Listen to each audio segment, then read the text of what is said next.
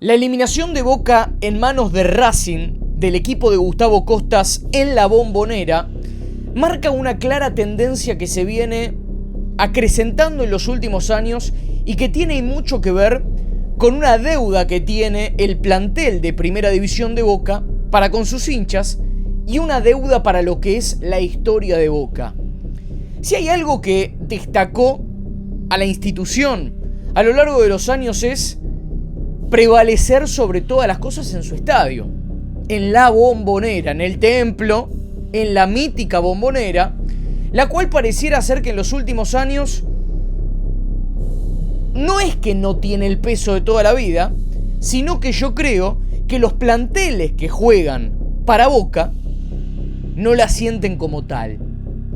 Por supuesto que el hincha va de manera descontrolada, hace la fuerza suficiente para que el equipo gane, pero hay algo que está claro y es que en el último tiempo el plantel, los jugadores, no le dieron respuesta a aquellos que van a hinchar por ellos y a esa hinchada que cada vez rebalsa el estadio los días domingos, los días de semana y así sucesivamente.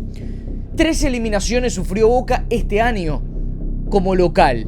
Alianza Lima, fase 2 de la Libertadores, Independiente en el Apertura en cuartos de final y ahora en las semifinales frente a Racing. También, por supuesto, hay una medida que también traduce cierta deuda para el hincha de Boca en el último tiempo y que tiene que ver con los clásicos. Más allá de esta alegría extrema que tuvo el hincha de Boca con los goles de Ceballos y Merentiel contra River en el Superclásico, no hay partidos en el último año o un poquito más que al hincha de Boca lo hayan hecho festejar en demasía. Sí hay que volver a remontarse a un partido con River que fue en Córdoba con Diego Martínez. En el medio han pasado por Boca Herrón, Gago, Herrón, un tramo de Russo y ahora el ciclo Úbeda. Entonces, también podríamos traer a colación todo lo que fueron estos últimos años de eliminaciones de Boca como local en la Bombonera o golpes prácticamente de knockout que hemos visto y que pareciera ser que al plantel le termina quedando grande la Bombonera. Duras derrotas en clásicos, eliminaciones como local, traducen que hay un plantel que probablemente no sea acorde a las circunstancias. Como primera medida después de lo que fue todo este resumen de inicio y toda esta presentación, quiero hablar de Riquelme, el presidente de Boca, que para muchos es el máximo ídolo de la institución. Riquelme no le termina de encontrar la vuelta. Por supuesto que la presidencia marca que no solamente la persona que se sienta en aquel sillón tiene que dedicarse al 100% al fútbol, sino también a cosas que lo hemos visto hacer en los últimos tramos, relaciones públicas, entregar camisetas a gente reconocida, o en su defecto también lo que tiene que ver con instalaciones y mejorarlas en el club a nivel general. Ahora, cuando se trata de la materia fútbol, nadie podía entender o creer en la previa a aquellas elecciones de 2023 que el presente deportivamente de Boca iba a ser hace 3 años que no se puede conseguir un título. Boca va a cumplir seguramente más de 3 años sin obtención de títulos, porque el primero que va a definir al menos sería en junio del 2026 o mayo por el Mundial, cuando se termine de jugar el primer tramo de la Copa de la Liga del 2026. ¿Por qué? Porque el último título fue con Ibarra, aquel 3-0 frente a Patronato, con los 3 goles de Benedetto en 2023. Poco tiempo más tarde se terminó yendo el negro Ibarra y llegó Jorge Almirón. Pero si hablamos netamente de la presidencia de Riquelme, tuvo 2 técnicos y 2 interinatos en el plazo de un año. Gago, Herrón, Russo y Úbeda. 3 años sin títulos se van a cumplir. tomando en cuenta el último tramo de la vicepresidencia de Riquelme y ahora de la presidencia. Y por sobre todas las cosas, el hecho de que no ganó nada desde que es presidente. Y recién en el tercer año de la gestión de Riquelme, Boca va a jugar por primera vez la Copa Libertadores, habiéndose quedado eliminado en la Sudamericana en octavo de final, y este año, después de perder por penales contra el equipo peruano de Pipo Gorosito, no disputar ningún certamen. En la previa al partido frente a Racing, se había mencionado que ya tenían definida la situación del técnico de Boca de cara al 2026, una situación muy similar a la que hizo Di Carlo con Gallardo en River, de decir, pase lo que pase, va a seguir siendo Úbeda el técnico de Boca. Por supuesto que los voceros podrán mencionarlo, nadie del club se manifestó sobre ese hecho.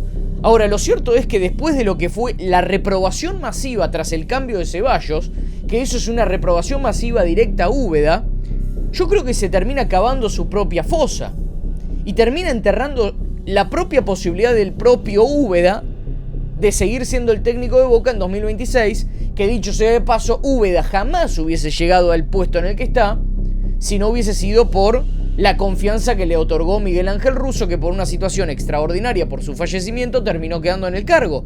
Nadie puede endilgar que Úbeda haya seguido hasta fin de año, y a mí me parecía lógico en su momento y me pareció una decisión acertada de Riquelme que continúe el mismo proceso. Culminado el año, Úbeda no debe seguir en Boca para 2026. Y el anti-Boca, el anti, es el que te vende una realidad tergiversada. Es el que te da vuelta a la historia, no el que critica, no el que dice las cosas como lo piensa o como lo podés pensar vos del otro lado. El que es anti-Boca, el anti-Boca, es el que te da vuelta a la historia por conveniencia, no el que critica siempre. Y hablando de la poca crítica, yo creo que hay muchas voces dentro del periodismo partidario que eligen omitir o eligen no mencionar ciertas cuestiones o apañar con tal de subsistir. Durante este último tiempo, por supuesto por una mención de Paredes, a Úbeda se lo trató como si fuese el Scaloni de Boca. Y yo recuerdo haber dicho, y esto me hago cargo yo, que digo, che, paren, Úbeda no ganó nada todavía. Scaloni empezó a ser Scaloni después de la Copa América 2021. Después de que fue campeón de América. Y es lamentable, sí, por supuesto, los resultados mandan en el fútbol. En la selección argentina y en Boca. Boca es una selección por sí misma. Lo que pasa es que muchas veces no se comporta como tal. Y es el labor de un comunicador, en este caso yo, de mencionar lo que creo óptimo para que Boca mejore. Sumado a esta situación, quiero ir al uno por uno de los jugadores de Boca, porque yo escribí culpables y responsables de la eliminación de Boca frente a Racing, y como corresponde, arranqué en escala de jerarquías. Riquelme, Úbeda, jugadores. Que si a mí me preguntan, hasta creo más responsable a los jugadores en este caso por no dar lo que corresponde, porque también los jugadores son tipos grandes, no son chicos de novena, séptima, quinta, que Boca ganó la tabla anual de todas las inferiores, la tabla acumulada de todas las categorías inferiores este año Boca la ganó, así que eso es una buena noticia para Boca. Pero el plantel de primera división fue fracaso tras fracaso. Y eso que todavía no hablé del Mundial de Clubes. Contra el Oakland City te hizo un gol un tipo pelado que enseñaba geografía. Aún así, creo que Boca tiene muy pocos jugadores los cuales son acordes a la historia de Boca. Creo que de todos los que hoy juegan con la camiseta de Boca, solamente Paredes podría haberse cambiado en un vestuario hace unos años. Pero como tengo que ser lógico y el presente manda, hay algunos jugadores que yo creo que no dieron la talla y voy a arrancar de abajo hacia arriba. Marchesín se come el gol de Maravilla Martínez, después prácticamente no tuvo participación porque el único tiro de Racing había sido un disparo de Nardoni que Marchesín no la tocó, porque pegó en el palo y salió. Y la única que tuvo dio pasos para adelante, volvió sobre los mismos, y Maravilla Martínez, quien había cabeceado al medio, ganándole en la cabeza a Ayrton Costa, convirtió el 1-0 definitivo. Barinaga, Blanco, dos jugadores que tienen mucha intención, juegan con ímpetu, pero que no terminan bien las jugadas. Di Lolo ayer tuvo un partido muy pero muy malo, y eso que es un futbolista que venía teniendo una levantada de nivel importante en este semestre, se consolidó como el 2 titular de Boca, y hasta lo podríamos considerar como el 2 titular de Boca para el año que viene. Al igual que Ayrton Costa, que yo no voy a cambiar mi pensamiento de Costa por un gol que pudo convertir Racing, porque también tenemos que hablar de que Boca ofensivamente este partido pudo haberlo ganado 2-1. ¿O acaso se olvidan? Porque a Palacios se le destaca una patriada que hizo en el primer tiempo, que pasó a 2 tipos en velocidad y ya todos decían: uy, mirá la corrida de Palacios. Ayrton Costa hizo 3 en este partido contra Racing, así 3, y partiendo 30-40 metros más atrás. Entonces Ayrton Costa, ¿quieren que les diga algo? Va a ser anti. Fue de lo mejor de Boca igualmente. Palacios es un jugador inexistente. Para la historia de Boca es un grano de arena. Un grano, una migaja. Es más, no califica. No califica. No pasa nadie en velocidad. Tuvo 25 partidos consecutivos como titular. Nunca demostró estar a la altura. Nunca. Creo que tiene 2 goles en el año. Uno contra Huracán y uno contra Estudiantes. Nunca demostró estar a la altura. Un jugador que le sobra a este plantel. Y después tenés al Changuito Ceballos, el cambio que ya todos vimos, y el doble 5 que a mi criterio no funcionó. Pero yo seguiría sosteniendo la dupla Delgado-Paredes. Paredes tampoco tuvo un gran partido frente a Racing. ¿Pero qué quieren? ¿Que le endilgue yo la responsabilidad? Por supuesto, si es el capitán. Boca zafó este semestre de llegar hasta donde llegó porque tenía Paredes, porque tenía Paredes. Entonces, aquellos que le endilgan la responsabilidad de la derrota a Paredes, que está bien por una escala jerárquica, ¿por qué no le apuntan también a el técnico, al presidente? Porque solo Paredes se tiene que hacer cargo de esta situación. ¿Paredes es el culpable de que tiene jubilaciones de privilegio en el banco de los suplentes? Merentiel, que está en un nivel muy bajo, convierte goles, pero no colabora con el conjunto del partido. Y hoy vos tenés que tener a los 11 ávidos para generar situaciones de peligro. Y Milton Jiménez ya está, se terminó, basta. Milton Jiménez es parte de ese mercado de pases nefasto que a Boca le sigue saliendo muy caro, en el que llegaron Gary Medel, Belmonte, Miramón, Martegani, Barinaga, Jiménez. Un mercado de pases que a Boca no le trajo nada. Fue un gasto de guita al dope total. Al dope. Boca tiene en su plantel alrededor de 15, 16 jugadores que no sirven para nada. Pero no es que con esto yo esté diciendo que son malos jugadores. No, en este plantel de Boca no están a la altura 15 futbolistas. Y cuando vos tenés un plantel de 30, si la mitad no está a la altura, pero no es que lo digo yo, lo dicen los números, lo dicen los técnicos, si no los ponen nunca. Por eso a mí me sorprendió cuando Úbeda en el partido anterior puso a Zenón, puso a Velasco. O no, Velasco no, puso a Zenón, puso a Aguirre, puso a Cavani, lo puso a Bataglia. Digo, Aguirre un día juega 4 partidos seguidos, después lo cuelgan 4 meses, no concentra. Boca ayer en el banco no tuvo nada. Tiene muchos jugadores que no le dan nada a este plantel.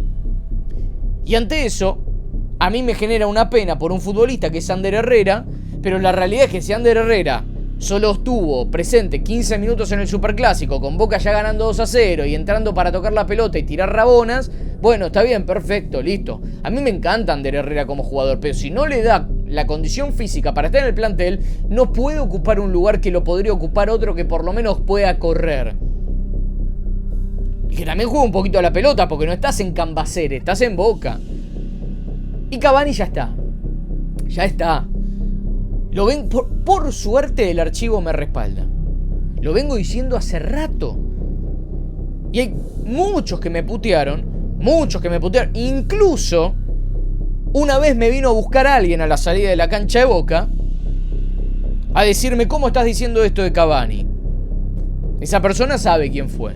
¿Cómo estás diciendo esto de Cavani? Bueno, el tiempo me dio la razón. No me gusta tener la razón, pero el tiempo me dio la razón.